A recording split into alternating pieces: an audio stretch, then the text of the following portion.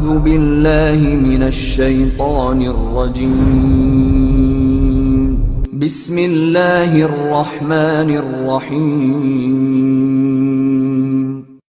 Man arofa nafsahu arofa robbahu. Kunci kebahagiaan, katanya Imam Ghazali, kenal dirimu.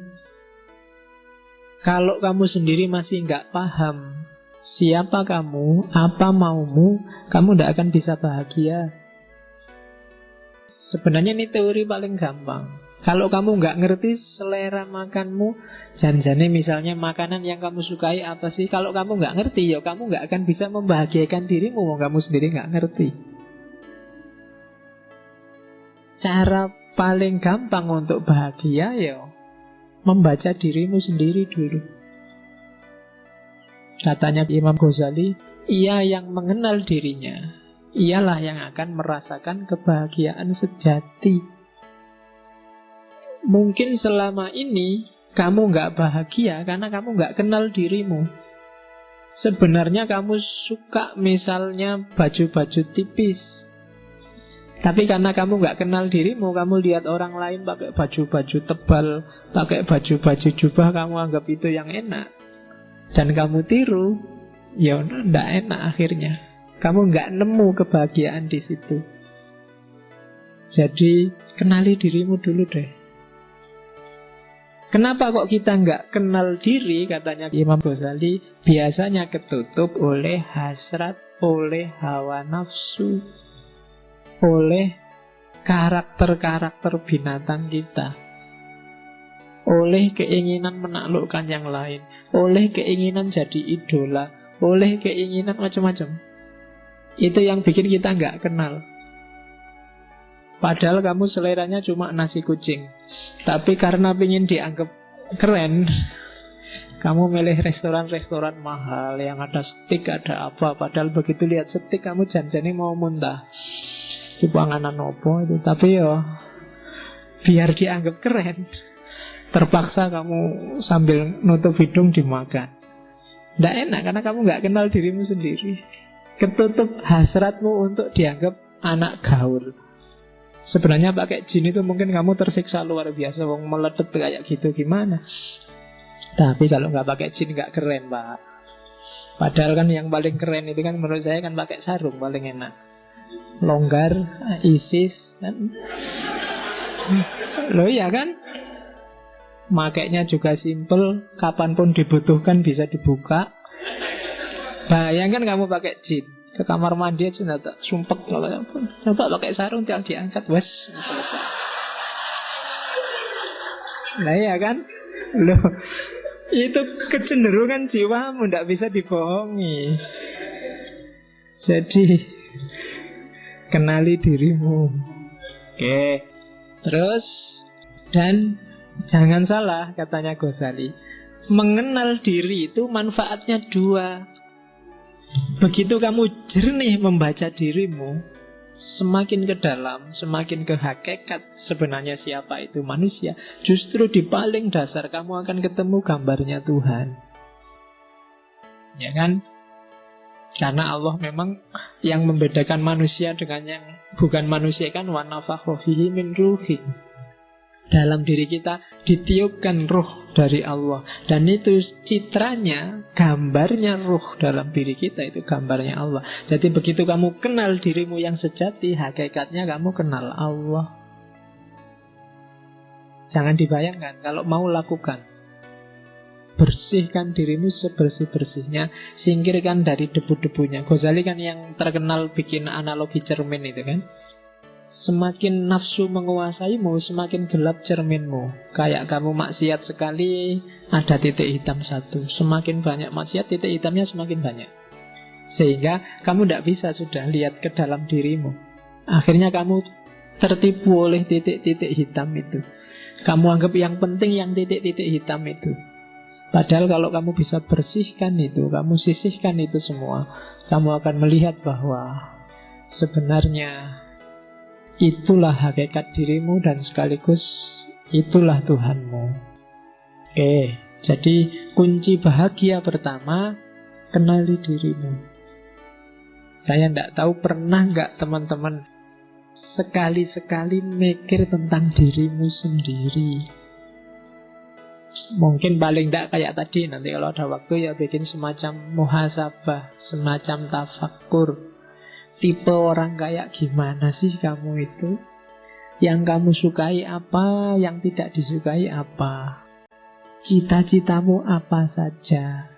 Keinginanmu apa saja? Terus kamu cek, ini keinginan ini sifatnya kayak gimana sih? Positif apa negatif? Kalau negatif, kenapa kok negatif? Sumbernya dari mana? Dan akhirnya mau jadi apa? Wah, itu muhasabah namanya. Jadi yang pertama, kenali dirimu deh. Siapa kamu? Ya kalau orang perang itu kan harus ngerti posisinya. Kalau kamu nggak ngerti posisinya, gawat, ya kan? Di rumah aja kan kamu harus ngerti posisi. Kamu itu anak, opo bapak, opo ibu, opo adik, apa kan harus jelas. Kalau kamu di rumahmu anak tapi merasa kayak bapak, kan gawat. Ya, nanti malam-malam masuk kamar ibu, lo. Posisimu anak, bukan bapak. Lah ya kan? Harus jelas. Nah, itu maka kamu dalam hidup ya gitu harus muhasabah. Jangan-jangan kamu itu teman, apa sahabat, apa pacar, apa musuh kan juga harus jelas. Biar menyikapinya juga enak. Maka know yourself. Ini kan pesannya Socrates yang paling awal kan, kenali dirimu. Coba deh kalau sanggup, tanyakan, siapa aku dan dari mana aku datang? Kemana aku akan pergi? Apa sih tujuan kedatanganku dan persinggahanku di dunia ini? Di mana sih kebahagiaanku dapat ditemukan? Tanyakan itu, coba jawab. Ini PR-mu nanti malam. Kira-kira siapa sih aku itu? Dari mana aku datang? Kok tiba-tiba aku ujuk-ujuk ada di sini itu loh? Apa kebetulan? Atau Allah ngasih misi apa sih aku ditaruh di bumi ini? Kok aku dilahirkan di Jogja? Kok aku dilahirkan di Sumatera? Kok aku dilahirkan Jawa Timur? Kok aku kira-kira disuruh membawa misi apa sama Allah? Nah itu muhasabah. Dan Imam Ghazali wanti-wanti, diingat-ingat ya, dalam dirimu secara umum itu ada 3 aktor. Ada 3 variabel yang harus hati-hati kamu gunakannya. Begitu salah dosis, hidupmu kacau. Yang pertama adalah unsur hewan, kehewanan. Yang kedua unsur setan. Dan yang ketiga unsur malaikat. 3-tiganya penting. Kamu butuh unsur hewan. Kalau kamu nggak punya unsur hewan, gawat. Kamu nggak punya ambisi, nggak punya cita-cita, kamu akan jadi orang yang pasif, nggak kreatif. Mungkin kamu bisa nggak punya anak kalau nggak punya unsur kehewanan. Karena, wah saya nafsu kayak gitu, nggak lah pak, malah gawat. Harus punya yang itu. Cuma dosisnya dan caranya diatur. Jangan sembarangan. Nah, kalau sembarangan jadi hewan beneran. Jadi bukan lagi manusia yang punya unsur kehewanan, tapi hewan yang punya unsur kemanusiaan. Walik. Jadi harus ada. Setan juga begitu. Belajarlah dari setan apa? Kecerdikannya. Setan itu pinter, cerdik. Gak gampang loh bisa bohongi orang, ngerayu orang, diplomasi. Itu perlu belajar dari setan. Ya kan?